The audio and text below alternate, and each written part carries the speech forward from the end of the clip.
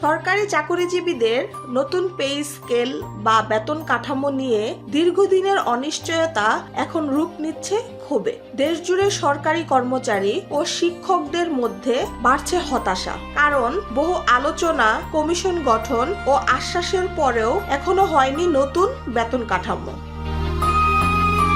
গত বছর গঠিত জাতীয় বেতন কমিশনকে 6 মাসের মধ্যে প্রতিবেদন জমা দেওয়ার নির্দেশ দেওয়া হয়েছিল, কিন্তু নির্ধারিত সময় পেরিয়ে গেলেও এখনো চূড়ান্ত কোনো সিদ্ধান্ত আসেনি। এর ফলে কর্মচারীদের মধ্যে তৈরি হয়েছে অনিশ্চয়তা ও চাপ।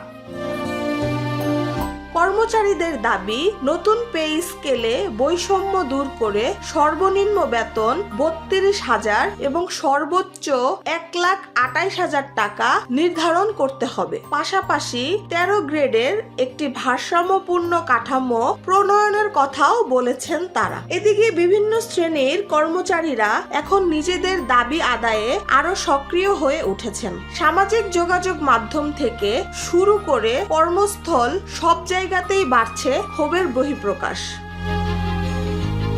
সরকারি কর্মচারী সংগঠনগুলো ইতিমধ্যে আন্দোলনের হুঁশিয়ারি দিয়েছে। তাদের দাবির তালিকায় রয়েছে নতুন পে কমিশন কার্যকর করা, নির্বাচন গ্রেড পূর্ণবহাল এবং বিভিন্ন ভাতা বৃদ্ধি। অন্যদিকে প্রাথমিক শিক্ষকরাও 10ম গ্রেডের দাবিতে অনশন ও ধর্ণা দিয়েছেন। কিছু ক্ষেত্রে পুলিশের সঙ্গে সংঘর্ষের ঘটনাও ঘটেছে, যা পরিস্থিতিকে আরো উত্তপ্ত করে তুলেছে।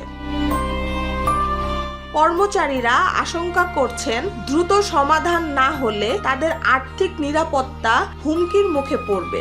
এর প্রভাব পড়তে পারে সরকারি সেবার মানের উপরও। এ অবস্থায় সংশ্লিষ্টদের দাবি, সরকার ও জাতীয় বেতন কমিশন দ্রুত একটি সময়সীমা নির্ধারণ করে চূড়ান্ত সিদ্ধান্ত নিক।